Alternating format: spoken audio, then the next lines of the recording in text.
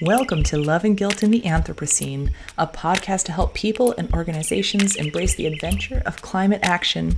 We are envisioning a world where sustainability comes naturally.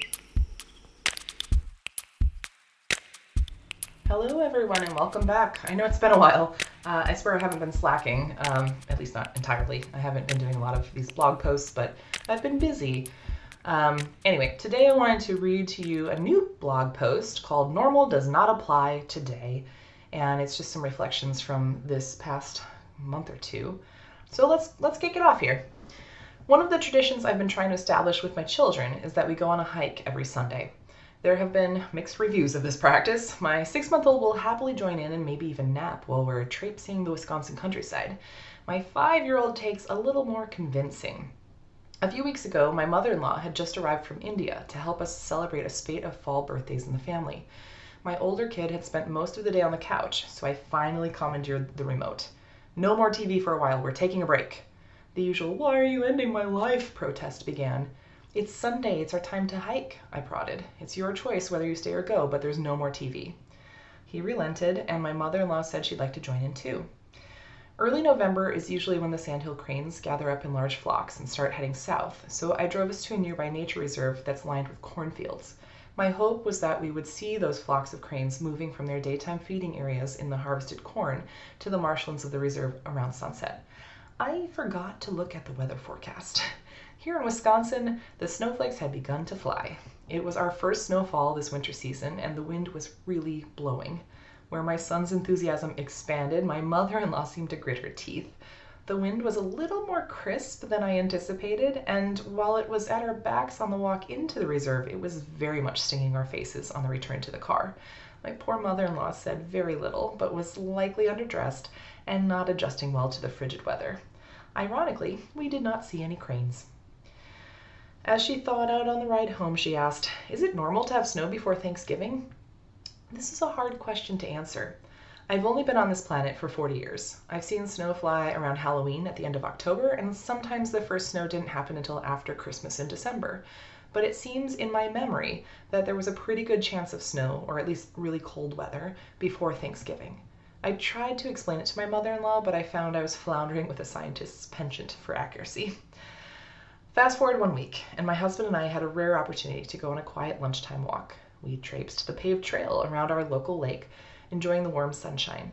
We were keeping an eye on a pair of sandhill cranes who usually nest near the lake and hadn't flocked up yet to head south, when I suddenly threw my arm across my husband's chest, forcing him to stop. "Watch out!" I cried.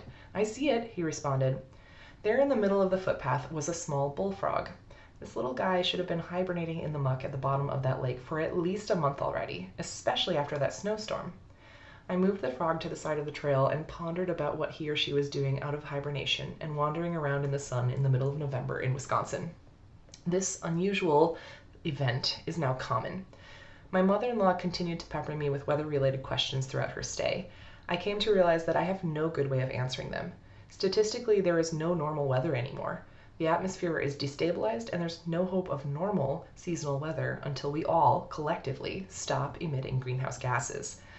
At the same time, the UN had just wrapped up their Council of Parties COP conference, or COP conference, an annual charade designed to bring key government stakeholders together to try to make commitments to ward off the worst of climate change. Like many other similar events, looking at you, New York Climate Week, it seems like a bunch of talking heads with no firm solutions.